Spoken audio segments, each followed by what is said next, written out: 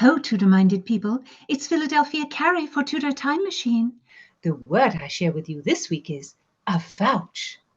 I am a noble lady of discretion, and though I hesitate to speak of my own charms, I have been told I have many. Thus it is my lot to be noted by many fine gentlemen at court, and it is also my lot to find clever and subtle ways to put off those gentlemen who do not please me in return. For my friends, there is nothing so dangerous as a spurned and insulted gentleman. He might do much damage to one's interests at court. He might gossip and invent tales and spread a cursed rumor about one's modesty.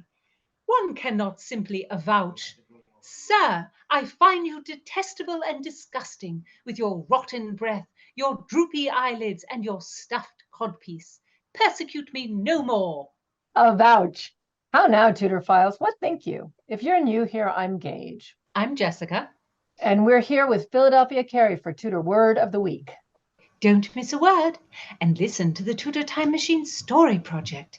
Jessica reads a chapter of Time's Riddle, and then my dear friends discuss the history behind the mystery. How diverting! So subscribe on YouTube and give me a like. Thank you so much for listening. And we want to thank FeedSpot for naming our podcast one of the top 10 Tudor podcasts on the web. Number 2, to be exact.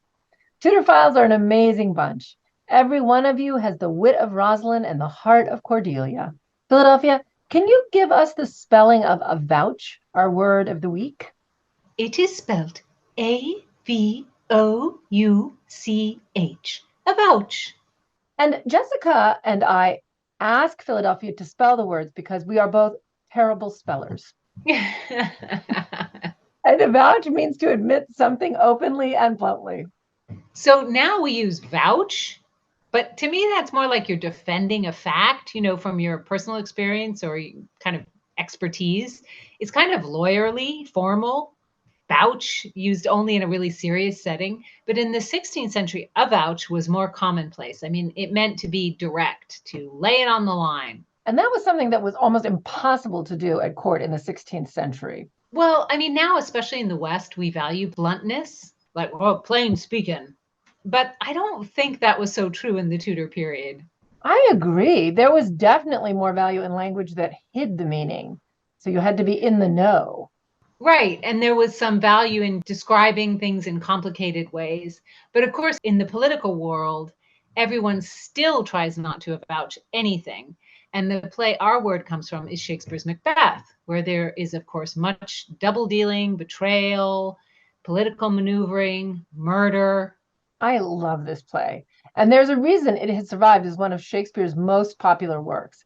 Every age understands political ambition, guilt, being hunted by your past. And this play, it takes place in Scotland of a kind of clans, but it can be set in any time period and it kind of can be costumed in any way because its themes are very relatable. It's really flexible to lots of interpretations. And also, of course, there are a lot of fight scenes and battle scenes, and those were really popular with 16th century audiences. Oh, and we still love fight scenes, sword play. It's so fun. Macbeth is also a play that's worked really well on film. It's got almost a fairy tale-ish quality about it that just allows it to live. Philadelphia, can you give us a basic summary of the play?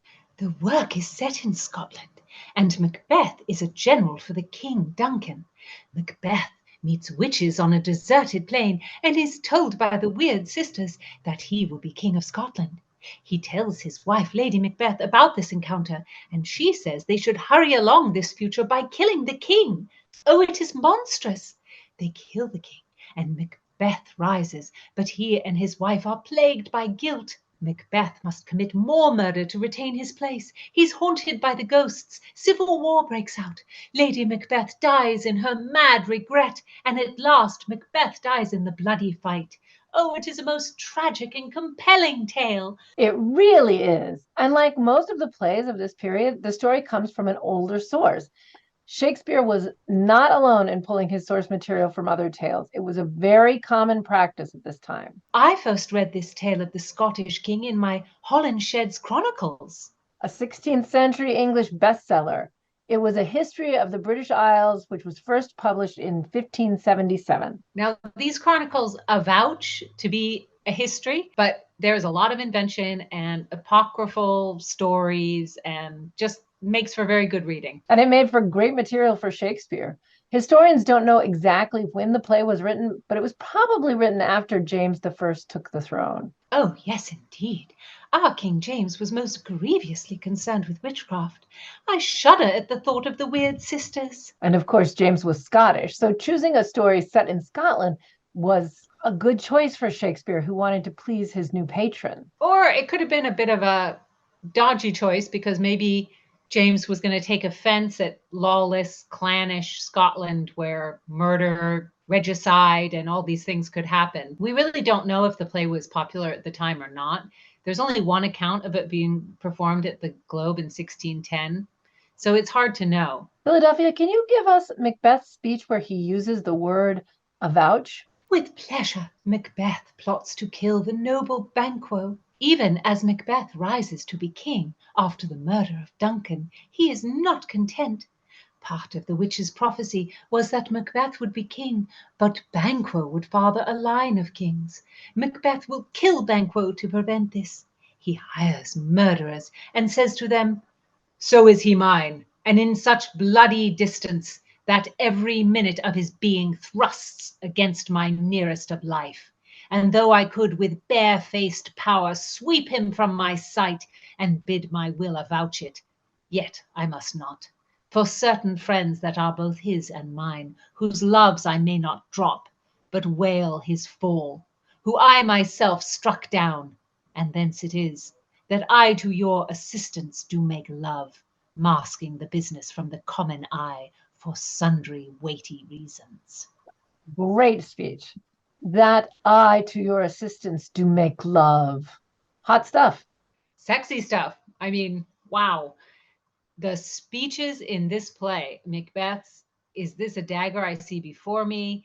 his "Out, brief candle," Lady Macbeth's "Out, damn spot." I mean, the list of the hits goes on, right? I avouch that Shakespeare was at the top of his game when he wrote Macbeth. I too avouch it. So give heed, Tudorphiles. Bring some 16th century sauce to your vocabulary with avouch. Listen in next time. Don't miss a word. Subscribe on YouTube and give me a like.